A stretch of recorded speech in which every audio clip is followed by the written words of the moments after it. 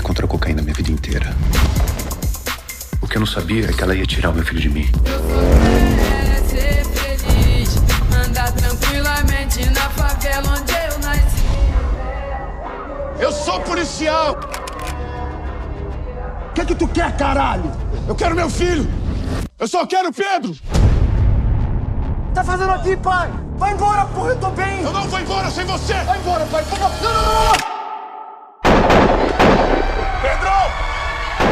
Pedro!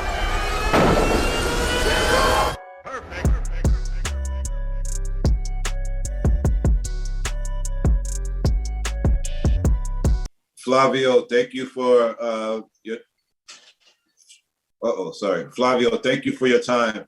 The first question is this: the film seems to focus on Dom's addiction. The series seems to focus on Dom's addiction, but simultaneously, your character Victor seems to be dealing with his own form of addiction. When you read the story and the script, like, what was your first take on the way the story deals with drug addiction?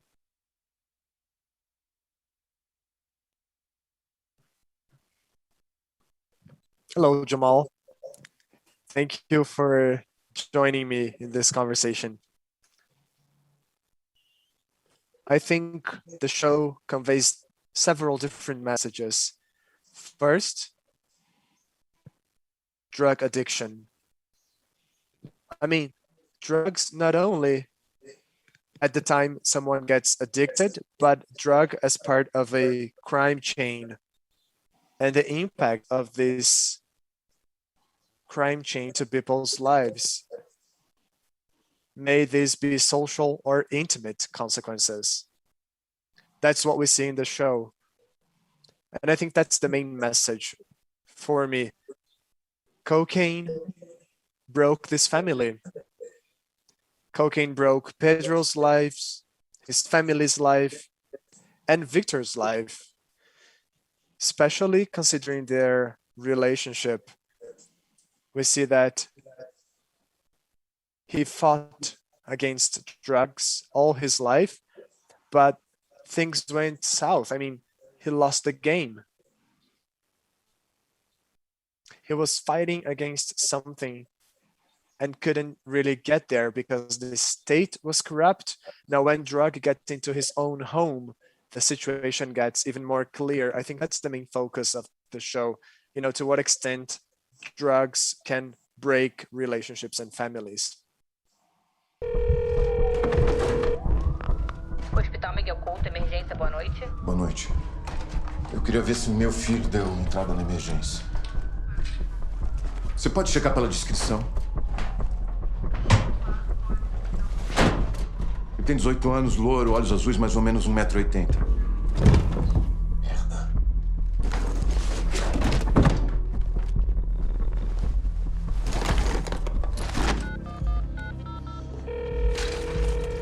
Eu queria ver se meu filho deu entrada na emergência. O nome dele é Pedro Dantas. Como é que você sabe que ele não deu entrada? Não deu nem tempo de procurar, porra! Eu acredito que a gente tá passando por isso de novo.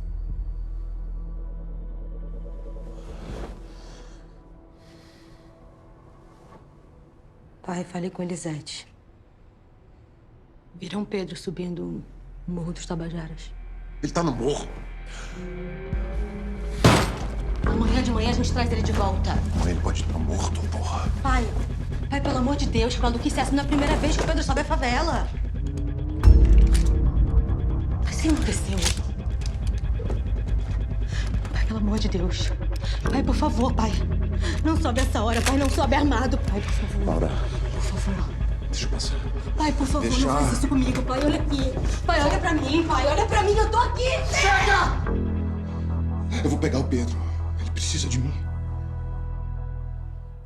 And how about the theme of the classism between what happens in the favelas as opposed to what was going on in Victor's home? It seems like Dom had more of a choice than some of the people that were living in extreme poverty within the favela to not go that road. Do you think this show sheds a light on the class difference between those those two people, those two communities?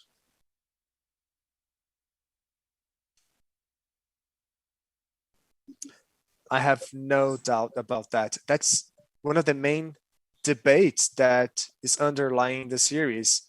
Social and race issues are behind the show. In Rio de Janeiro, there's a very particular characteristic about the favelas. The favelas are in the city. They're not in the outskirts of the city. So rich people, poor people, and the middle class live all together. That's a very particular social mix. On the one hand, this could be seen as something good, but on the other hand, race and structural issues emerge. Now, one of the most important discussions is the fact that this one guy could make a choice. He could choose not to become a criminal. And Pedro Dom was usually referred to as the hot criminal because of his look, because he was not black, because he didn't come from a favela. Doors opened for him, so he could rob easily because no one saw him as a thief. This is one of the most important debates underlying the series. I mean, think of prejudice, race issues that are somehow part of our society nowadays. He's a blonde, blue-eyed man, and that makes his life easier. So yes, there's this mix. The favela, rich people, poor people are all together. That is something we want to portray in the series. He didn't look as if he were a thief according to the stereotypes, and that's why he could get so much and get so far. I know the world together has been dealing with this pandemic of COVID-19, and I wonder, as an actor, with the cases being still so high in Brazil, I believe the Copa just started. A lot of football players were positive. How has that affected production and opportunities? I know that you shot Dom right before this, but as an actor, have you been able to work during the pandemic on other productions, and how is that going right now?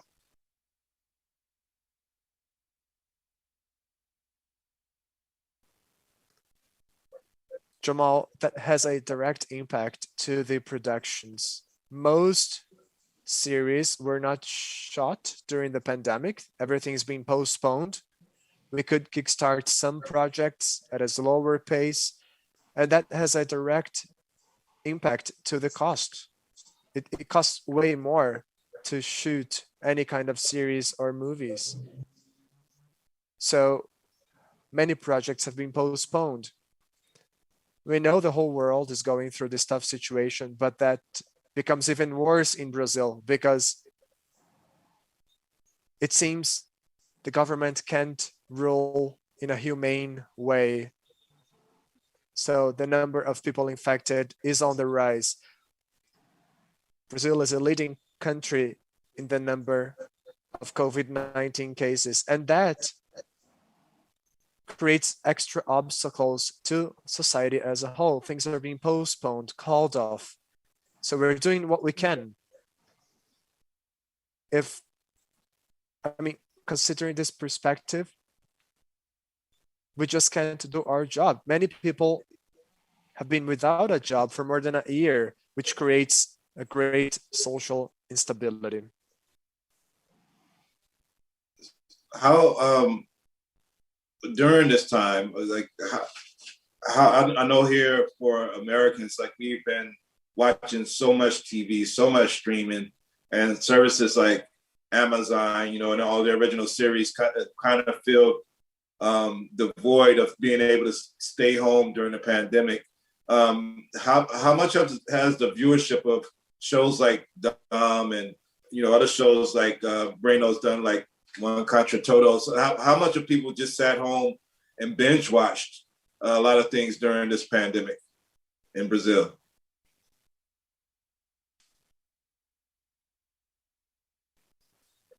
Well, I guess so, Jamal. Yes. People are staying home, so they end up using this type of entertainment. And of course, series have been truly helpful.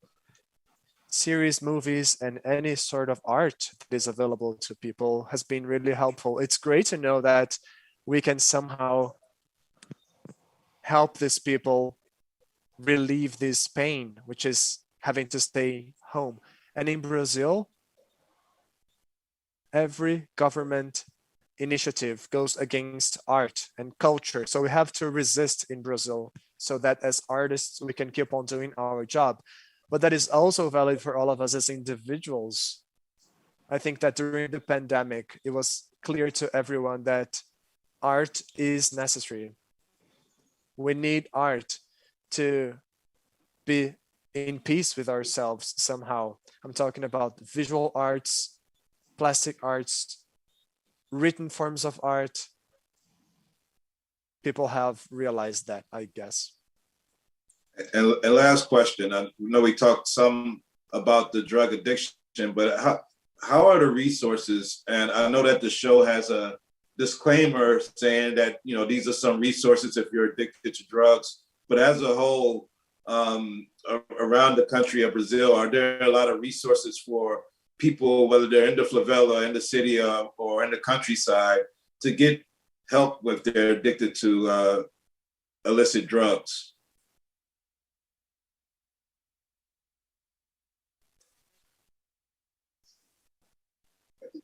Yes, we've got a very robust structure in Brazil, but that is not always accessible for those who live in the favelas or away from the city center or capitals. Brazil is a continental country. It's a very large country, just like the US is. So sometimes we can't reach every part of our population, but we got promising data regarding healthcare. We got state facilities that cater to different demands. And we also have resources for drug addicts. It's very hard to reach every part of the country because of communication issues, but we do have an infrastructure in place. Well, I thank you for your time and your portrayal of Victor. I love the show here in America. I hope it resonates around the world and everybody gets to see it and follow this story. I can't wait to see other projects that you're involved with. So good luck to you. And again, thank you for your time. Thank you. Thank you, Jamal. This has been a pleasure. See you soon. All right. Ciao. Obrigado.